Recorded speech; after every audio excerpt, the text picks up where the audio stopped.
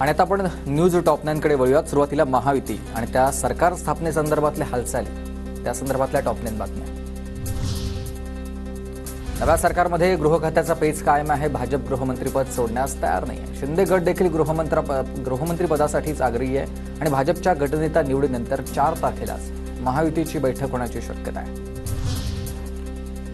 4 तारखेला सकाळी 10 वाजता भाजप गटनेत्यांची निवड विधान भवनात भाजप आमदारांची बैठक होणार आहे। भाजपकडून निर्मला सीतारामन आणि विजय रुपाणी यांची निरीक्षक म्हणून नेमणूक, तर दोन्ही निरीक्षक उद्या राज्यात दाखल होणार आहेत। निरीक्षकांच्या उपस्थितीत भाजप विधिमंडळ पक्षाचा नेता निवडला जाईल।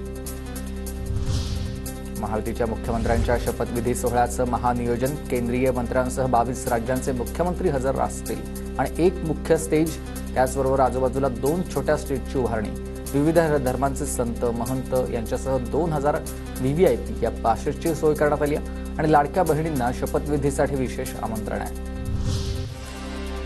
सत्ता स्थापनेपूर्वी देवेंद्र फडणवीसांच्या सागर बंगल्यावर हालचालींना वेग। गिरीश महाजन, चंद्रकांत पाटील, धनंजय मुंडे, माधुरी मिसाळ यांच्यासह अनेक नेते देवेंद्र फडणवीसांच्या भेटीला।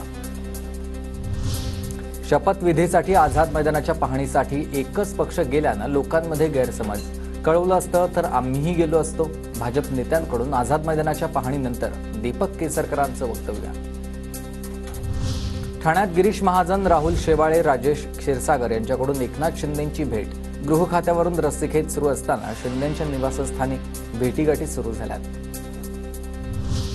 ठाण्यातील निवासस्थानी एकनाथ शिंदे आणि गिरीश महाजन यांच्यात 1.25 तास चर्चा। शिंदेंच्या तब्येतीची विचारपूस केली। महायुतीमध्ये कोणतेही मतभेद नाहीयेत। भेटीनंतर महाजनांची माहिती। एकनाथ शिंदेंच्या सर्व बैठका रद्द झाल्यात। प्रकृती ठीक नसल्यानं डॉक्टरांकडून शिंदेंना विश्रांतीचा सल्ला।